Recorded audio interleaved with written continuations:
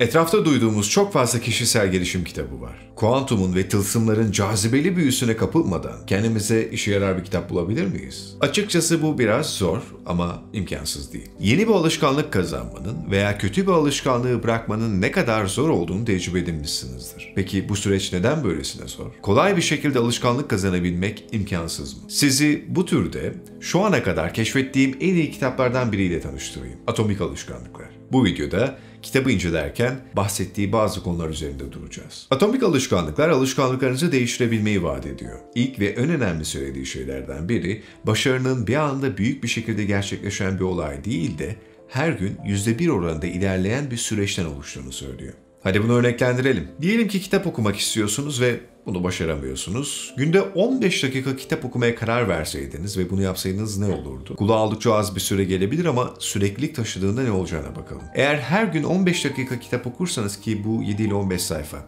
arasında bir sayfaya denk gelir, ayda 2-3 kitap okuyan birine dönüşürsünüz. Hiç okumuyordunuz, sadece günde 15 dakika kitap okumakla ayda 2-3 kitap okuyan birine dönüşünüz. Bu da yılda en kötü ihtimalle 24 kitap okuyan biri olmanızı sağlar. Başlangıç için hiç fena değil. Kim olduğunuzu ne belirler? İnançlarınız mı yoksa gerçekten var olan yaşamınız mı? Atomik alışkanlıklar kim olduğumuzu alışkanlıklarımızın belirlediğini söylüyor. Başlangıç hayat sınavıdır ama üzerine düşündüğümüzde pek de haksız sayılmaz.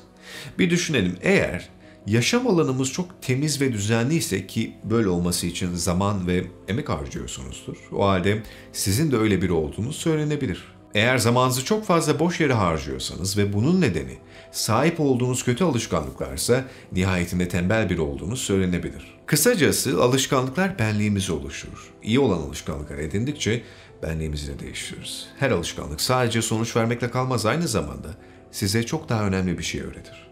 Kendinize güvenmeyi. Bazılarımızın özgüvensizlik yaşadığını biliyorum ve alışkanlıkların değişimi, iyi olan alışkanlıklara giden yolculuğun bu yönden çok önemli olduğunu da söylemeliyim. Peki alışkanlıklarımızı değiştirmek neden zorlayıcıdır? Kitap bunun 2 neden olduğunu söylüyor. Birincisi, yanlış şeyi değiştirmeye çalıştığımızı, İkincisi ise alışkanlıklarımızı yanlış yönde değiştirmeye çalıştığımızı söylüyor. Kişinin özüyle uyuşmayan hiçbir alışkanlık kalıcı olamayacağı için alışkanlıklar benliğimizin parçası oluncaya kadar sadece geçici birer davranış olabileceğinden bahsediyor kitap. Sağlıklı bir insan düşünelim. Bu insan sadece spor yapmayacaktır. Aynı zamanda iyi beslenecektir, sağlıklı beslenecektir. Birkaç merdiven için asansör kullanmayı tercih etmeyecektir, merdivenlere çıkmayı tercih edecektir. Ve bununla beraber aslında tüm bunlar onun birer kimliği haline gelecektir. Tamam, alışkanlıkların ne anlama geldiğini az buçuk anladık. Peki değişimi nasıl yaratacağız? Kitap bunun için ilk olarak 2 adım öneriyor. Birincisi, olmak istediğiniz insan türüne karar verin. İkincisi ise bunu küçük kazanımlarla kendinize ispatlayın. Karar vermek oldukça kolay bir adım. Küçük kazanımları, yani alışkanlıkları nasıl kazanacağız? İşte bunu yapabilmemiz için gideceğimiz yolun 4 yasadan oluştuğunu söylüyor. 1. yasa, görünür kılın. 2. cazip kılın. 3. kolaylaştırın. 4. yasa ise tahmin edici kılın. Hadi bu 4 yasada dikkatimi çeken bazı konu başlıklarına bakalım. Gün içinde yaptığınız eylemlerde ne kadar bilinçlisiniz? O an için yaptığınız şeyi bilinçli bir şekilde yapıyorum dediğiniz ne kadar alışkanlığınız var? Carl Jung'ın siz bilinçsiz olanı bilinçli hale getirene kadar o sizin hayatınızı yönlendirmeye devam eder ve siz kader dersiniz sözü aslında bu 4 yasanın temelini oluşturuyor. Gün içinde otomatik bir şekilde yaptığımız alışkanlıkları tespit etmemizi ve bunları değiştirmemiz gerektiğini uyguluyor kitap. Peki alışkanlıklarımızı nasıl keşfedeceğiz, nasıl değiştireceğiz? Gün içinde yaptığınız şeyleri ayrıntılı bir şekilde not almanız gerekiyor. Söz gelimi, sabah uyandınız, telefonunuza baktınız, tuvalete gittiniz, kahvaltı yaptınız, hatta kahvaltı hazırlarken ya da bir şeyler yerken tekrar telefona baktınız vesaire vesaire. Tabii bu herkese göre değişiklik gösterebilir. Aslında bu liste günün içerisinde zamanınızı nasıl harcadığınızı ortaya koyacak. Not aldığınız her eylemin iyi, kötü veya nötr bir alışkanlık olup olmadığını tespit edin ve kötülerin yerine iyi olabilecekler koyun. Kitabın burada çok önemli bir vurgusu var. Diyelim ki yarın koşuya çıkacaksınız. Bu tarz bir planlama, belirsiz bir planlama olduğu için büyük ihtimalle başarısızlığa uğrayacak. Ama diyelim ki bunu daha belirli bir şekilde planlarsanız, işte okuldan geleceğim, eve gidip çantamı hazırlayacağım, işte suyumu yanıma alacağım, ardından koşuya gideceğim, hatta koşudan sonra geldikten sonra yemek yiyeceğim şeklinde bir planlama sizin zihninizde daha belirgin bir tablo oluşturacağı için başarılı olma ihtimalinizi arttırabilir diyor kitap, ki haksız da sayılmaz. Aslında verdiğim örnekte bir çeşit istifleme yaptım. Arda arda birçok eylemi ve alışkanlık diyebileceğimiz şeyi sıraladım. Kitabın vurguladığı bir başka noktada zaten bu istifleme, alışkanlık istifleme durumu. Mesela spora gittiniz, spordan gelirken markete uğradınız ve kendinize sağlıklı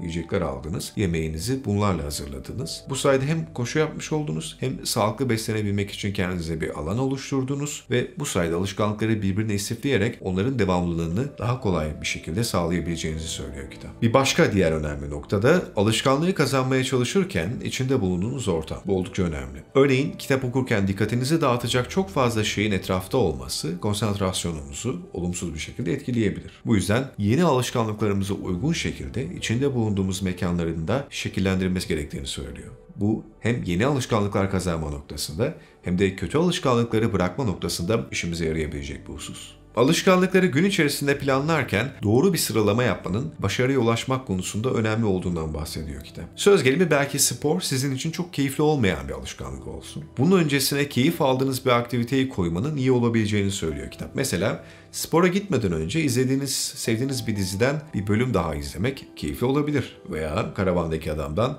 bir video izlemek de tabii. Alışkanlıklardan elde ettiğimiz kazanımları da raporlamak oldukça önemli. Düzenli bir şekilde kitap okumaya başladınız. Okuduğunuz kitapları odanızda görebileceğiniz bir yere koymanız aslında ne kadar çok yol kat ettiğinize dair bir kanıt. Veya kütüphaneden okuyorsanız bir liste hazırlamak. Bu kitapları okudum şeklinde. Veya spordan hep bahsettik. Beden ölçülerinizi almak veya değişim fotoğrafları da nereden nereye geldiğinize dair size bir ilham, motivasyon verebilir. Kısacası atomik alışkanlıklar oldukça sistematik ve açıklayıcı bir şekilde 4 temel yasa ortaya koyuyor ve bunları detaylandırarak size alışkanlıkları elde etme veya kötü olanları bırakmak gibi konularda rasyonel bir çerçeve çiziyor. Tabii her bir husustan burada bahsetmek olanaksız. Ayrıca kitap bazen tekrar düşüyor ve gereksiz uzatmalara maruz kalıyor ama nihayetinde kendi türünün en iyi kitaplarından biri olma özelliğini de koruyor. Kişisel gelişim kitaplarına karşı bir ilginiz varsa veya alışkanlıklarınızı değiştirmek istiyorsanız, kötü alışkanlıklarınızı bırakmak istiyorsanız bu kitap mutlaka okumanız gereken bir kitap. Gelecek dönemde başka kişisel gelişim kitaplarını da inceleyeceğiz. Videoyu beğenmenizden ve abone olmanızdan mutluluk duyarız. Bir sonraki videoda görüşmek üzere. Hoşçakalın. Bir kişisel gelişim kitabı bence insanın yaşama olan bakış açısını çok güçlü bir şekilde değiştirebilmeli. Veya yapmak istediği, hayal ettiği şeylere karşı olan çalışmasına önemli bir katkı sunabilmeli. Peki bu değişim ne olmalı? En başta her şeyi olduğu gibi görebilmek. Yani ne bir eksik ne bir fazla. Bu gerçek anlamda ne yapmanız gerektiği konusunda size büyük bir fikir verecek. Çünkü olduğundan daha kötü bir şeyleri görmeye başlarsanız umutsuzluğa kapılabilirsiniz. Ve bu sizin yolda kalmanıza sebebiyet verebilir. Bir şeyleri olduğundan daha iyi görürseniz belki de gerekli mücadeleyi vermeyeceksiniz. Belki de uyuşukluk haline, belki de bir rahatlığa kavuşacaksınız. Bu da sizi geride bırakacak. Ama olduğu gibi görürseniz onu halledebilmek ya da gerçekleştirebilmek adına sorun veya bir amaç, bir hayal her neyse bu önemli bir yetenek kazanmış olacaksınız. İşte kişisel gelişim kitaplarının da bunu yapmasını bekliyorum. Ve bu listedeki kitaplar emin olun bunu yapacak.